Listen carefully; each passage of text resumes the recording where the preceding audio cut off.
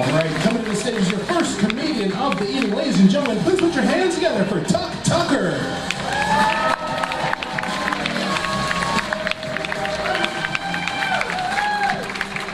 Hi guys, how are you? Long day at work, happy to be here? Yeah! Long day at work, not happy to be here? A long day at work. So far, you know. I don't know, man. I get fired. I had to try to become a comic because I couldn't hold down any job I had. I worked for a funeral home for a while. I was in charge of the hearse, right? All I had to do, here's my job. Clean the hearse out, detail it out, right? But here's what I do. I take the hearse out on the road. I drive up next to really old people. I go,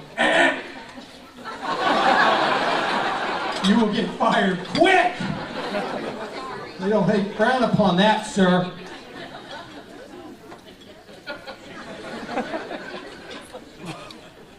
I'm a little sore. I went to a party the other day. A bunch of 40 and 50-year-olds. Someone thought it'd be a good idea to bring Twister. People are pulling hamstrings, knees are being dislocated. Twister, are you kidding me? Twister's great when you're like 15. When you're 15, Twister's like sex in a box. I used to play it with my next door neighbor, Christy. Oh my God. I remember one game, she had right hand red and left hand green, and I had right and left balls blue.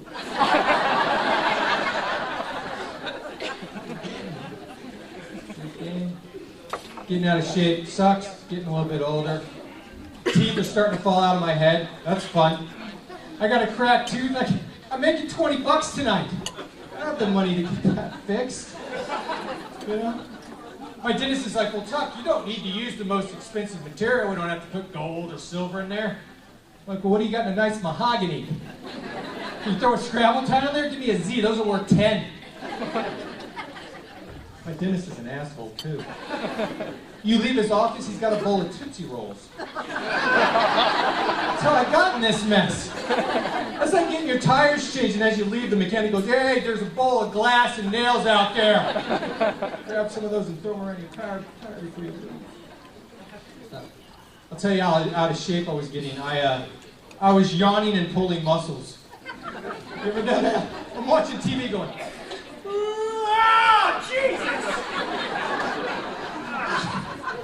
My God, I need a Planet Fitness membership. I need to get on that neck machine they got over there, strengthen this thing up. How am I even holding my head up? So I decided, like an idiot, I was going to get in shape, and the way I was going to do it was run a marathon. You ever run a marathon? You ever driven a marathon? It's 26.2 miles. Oh my God. And a buddy comes up to me, he goes, Tuck, I hear you're going to run a marathon. He goes, what are you going to do with your nipples? It's like, well, I was going to bring them with me, thanks. Where I run, my nipples run, buddy. I'm like, what are you talking about? He goes, you're going to run for like 3 or 4 hours. He goes, the friction of your shirt will rub against your nipples. Rip your nipples off your body. I would have liked to have known that little piece of information before I started my training. You know, not even a football, but it was violent sport that I know of. Might you lose a nipple? Oh, did you hear Tom Brady's out? What happened? Hard tackle, both of his nipples went flying off. This can happen too. This is true. I saw it happen during my marathon. I'm sorry I had to tell you people this. But people shit themselves during marathons. This guy goes, yeah. I swear to God, right? I'm running mile 19. Guy passes me, he shit himself. I don't think he knew it. And I'm like, have I shit myself? Do I not know this? I'm like, never shit check, please. Have I done it? I don't care what you're doing in life, all right? I don't care if you're 19, 20 miles into a 26.2 mile run. If you shit yourself, you can go home. You didn't train hard enough. Come back next year, try it again.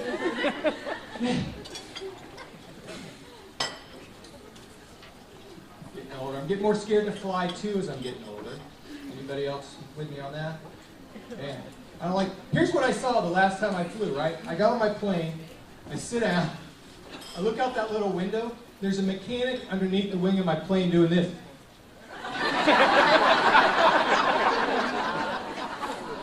I'm like, come on, buddy, figure it out. You can do go. I said, what? No, don't fucking go, man. Let's find a screw or some duct tape or something. Let's fix that thing. I'm hitting the call button like, yeah, hi, are we going to fucking today or are we going to Florida? Florida's round trip fucking is one way, I'm pretty sure. The ticket says Florida on it.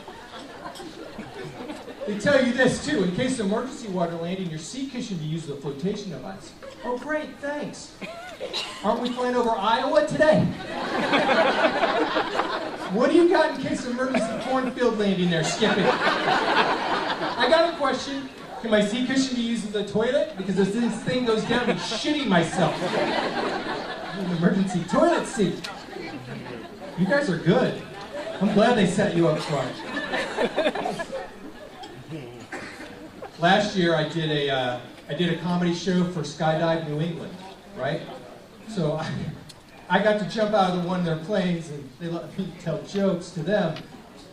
Great deal. No. I didn't know this, but the first time you go skydiving, you have to go tandem, which means you got another guy attached to your ass when you jump out of the plane. And I go jumping out of the plane with this guy on my ass. There's another guy sitting over here filming us like it's a free-falling porno. And I'm freaking out. I'm like, if my chute doesn't open, I'm going to go right into the ground. I'm going to die with this guy on my ass. And when they find our bodies, it's going to look like I was riding bitch on that trip. That's not what I want. I was watching ESPN2 the other day. Female bodybuilding was on. You ever seen female bodybuilding? God, those guys are hot, huh?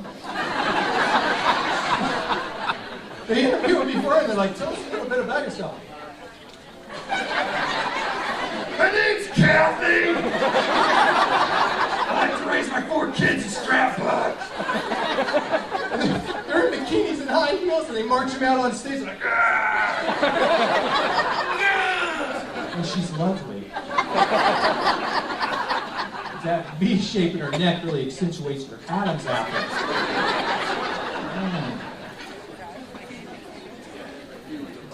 Watching Shark Week the other night too, and they were telling you how to defend yourself from a shark attack. You know how to defend yourself from a shark attack, sir? No. Punch it in the nose, I heard, yeah.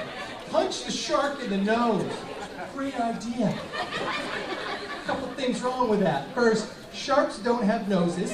They have gills they breathe out of, yeah. Secondly, have you ever tried to punch underwater? I had to fight this thing in slow motion on its turn. Now, I'm gonna lose. The shark dodges that and bites your arm off. That's how that works. That's right. You ever seen an interview with a shark attack victim? They're like, I can't applaud anymore. Comedy shows.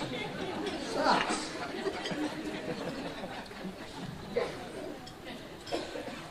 I was just walking through the mall before I got here. I saw a woman walking her kid on a dog harness. You see this thing? I'm like, whoa, wait, this isn't right? Right? I was going to tell this woman to get her kid off the dog hunt. I got near the kid goes. I was like, oh man, that needs a muzzle too. Let's get some more restraints on that thing. They say kids are becoming more violent nowadays. They're blaming the video games. These video games are not violent. I'm sorry. A kid sitting on a couch for 4 hours twiddling his thumbs, right? It's not violent. When we were kids, we had violent games. You guys remember jarts or lawn darts? It's a giant hard plastic dart with a 2-pound sharp metal tip on the end. Nobody knew how to play. You walked outside with your friends and someone just...